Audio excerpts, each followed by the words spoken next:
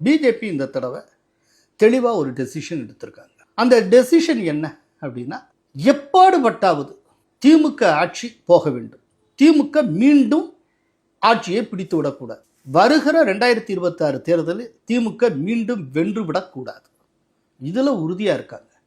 இன்னைக்கு அகில இந்திய அளவில் பிஜேபியை எதிர்க்கக்கூடிய எதிர்க்கட்சிகளுடைய ஆட்சி பல மாநிலங்களில் இருந்தாலும் தலைவலி கொடுக்கக்கூடிய ஆட்சியாக இந்த திமுக ஆட்சி தான் இருந்து வருது. இப்போ ரீசெண்டாக 2-3 நாளைக்கு முன்னால் வந்த உச்சநீதிமன்ற தீர்ப்பு எடுத்துக்கங்க. கவர்னருக்கு எதிராக ரொம்ப கடுமையான ஒரு தீர்ப்பு.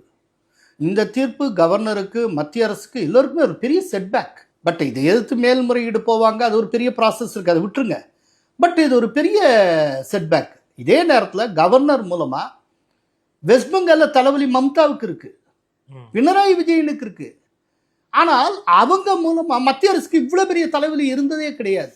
ஆனால் டிஎம்கே மிகப்பெரிய தலைவலியாக இருக்குது. ஒவ்வொரு நாளும் ஏதோ ஒரு பாம்ஷெல் போட்டுக்கிட்டே இருக்காங்க. இன்னைக்கு ஒரு மம்தாவை காட்டிலும், பினராயி விஜயனை காட்டிலும், மற்ற எவரை காட்டிலும் மோடியை எதிர்க்கக்கூடிய ஒரு அக்ரெசிவ் லீடராக ஸ்டாலின் இருந்து கொண்டிருக்கிறார்.